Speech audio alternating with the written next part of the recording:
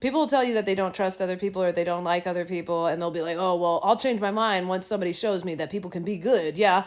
But all you're doing with that is you're pretty much just expecting other people to parent you into empathy.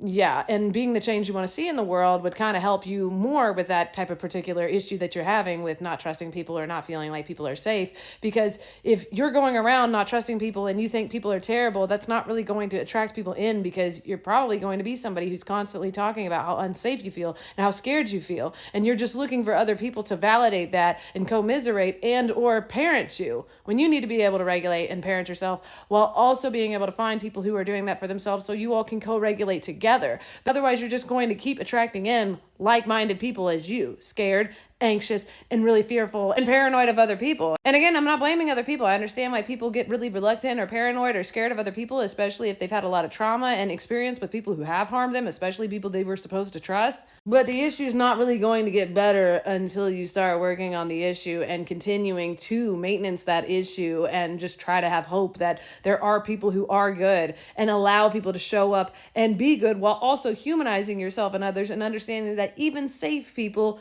will unintentionally make mistakes and hurt you. It's just finding out your own balance, finding out your own boundaries, and being like, okay, this is a complete non-negotiable. Yeah, I'm not totally cool with this, but I'm willing to forgive this person, and just kind of going from there. And that goes with just being able to work on yourself, reparent yourself, learn how to regulate yourself, while also being around other people and being able to socialize yourself and make your inner child feel safe around other people, knowing that it has like a parent, so to speak, to go home to that's going to nurture it no matter what happens. That way, whenever you do get in conflict with other people, especially if it's people that you feel safe with most of the time, or people that you do trust who are just being a human who accidentally hurt you, you can go and reparent yourself and be like, hey, we're going to figure this out. Sometimes people have some fights or conflicts. That's okay. Instead of constantly expecting other people or this person to like parent you and work you through your own stuff. That doesn't mean that they can't show up and like help you during it, but ultimately you have to be like the number one go-to, and then you all can go through like conflict resolution. But you cannot rely on people to reparent you. That was something that your parents or your caregivers should have done for you. And I'm sorry that that didn't happen. Grieve that,